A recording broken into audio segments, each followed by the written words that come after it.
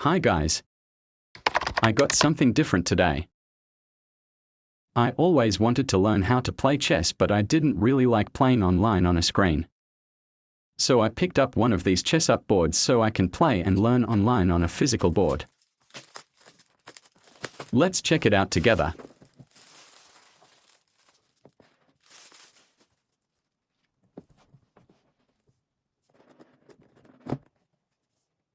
It comes with a USB-C charging cable and 2 extra queens.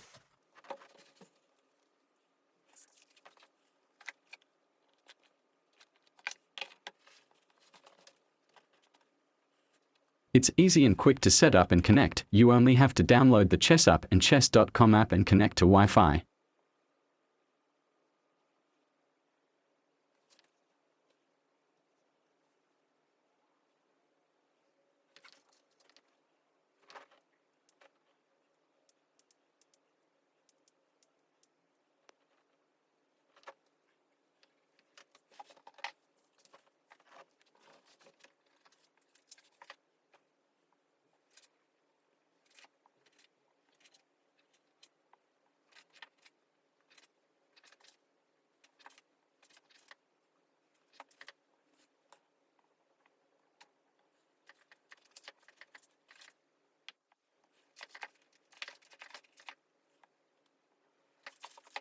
I really suck at chess, so I'm not even going to attempt playing a game against anyone cause I'm going to get beat by some 5-year-old. Instead, I'm just going to try a lesson in the ChessUp app.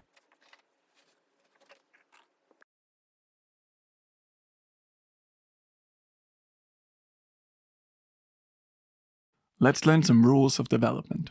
Go ahead and set up the board with all pieces in their starting position for both black and white as seen in the video.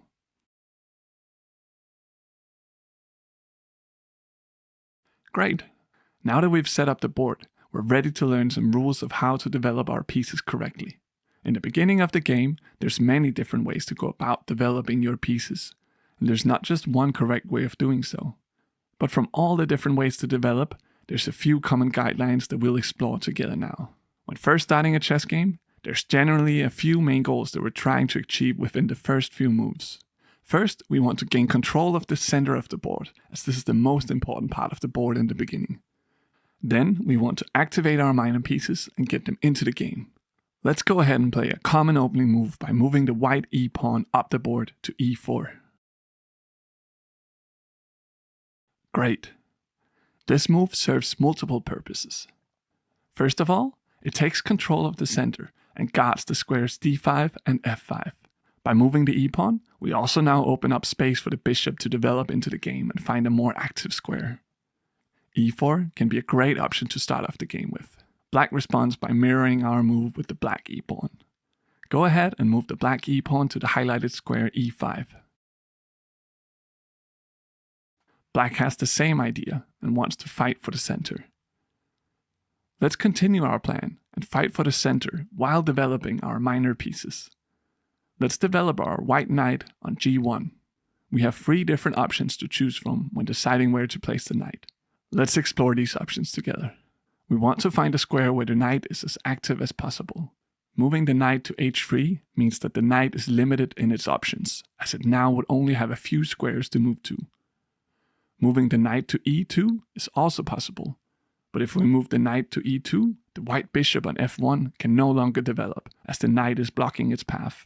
Let's instead move the knight to the last possible square. Go ahead and move the knight to the highlighted square f3. Brilliant! From here, the knight is more active and has many choices for future moves, making it a strong piece. The knight is also attacking the e5 square and is actively fighting for the center of the board. Black wants to avoid losing the e5 pawn and tries to protect it by moving out the knight.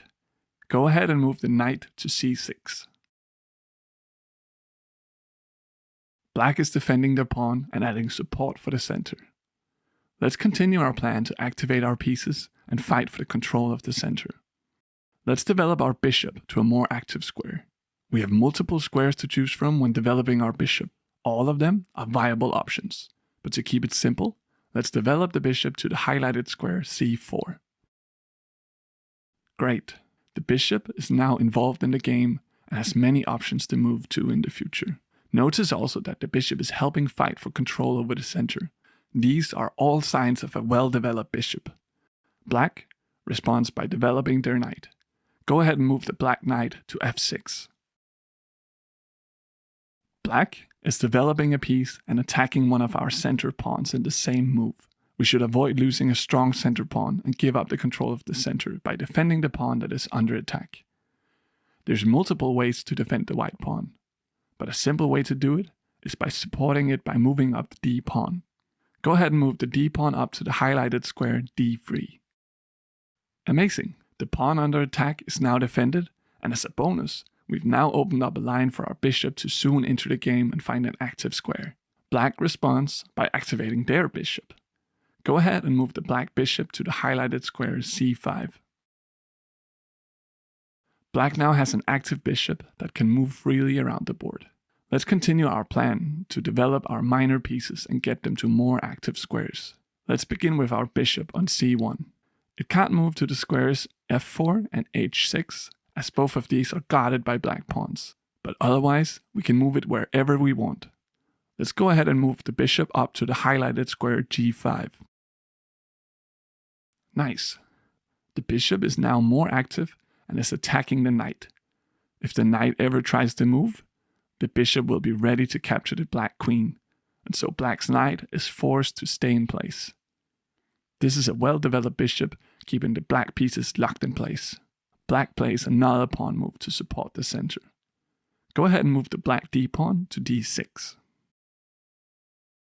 Black now has a strong line of pawns, and is preparing to develop their bishop into the game. Let's develop our last minor piece by moving the knight into the game. Go ahead and move the knight to the highlighted square c3. Great! The knight is helping control the center and is now even more active. We've now successfully achieved our first two goals of the opening. We have a strong presence in the center of the board, and all our minor pieces are developed and are active in the game. Black responds by moving their bishop to the highlighted square d7. Now that our minor pieces are developed, it's time to bring our king to safety. The king is usually quite vulnerable at the center of the board, and so we want to hide him away in the corners of the board. This can easily be done by castling. Let's go ahead and castle the king to the right. You can check the video if you're unsure how to position the pieces when castling.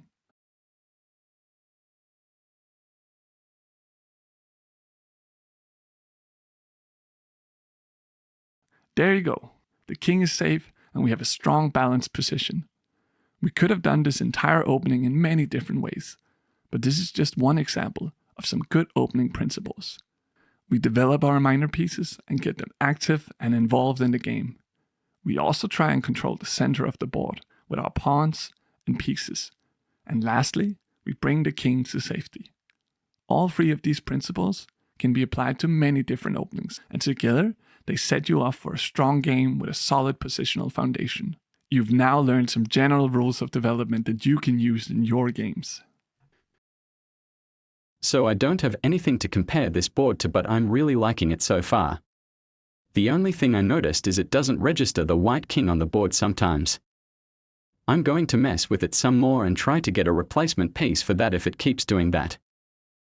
Maybe I'll do a follow-up video when I learned a little more, and if you guys like this content, so let me know in the comments what you think. Thanks for watching everyone.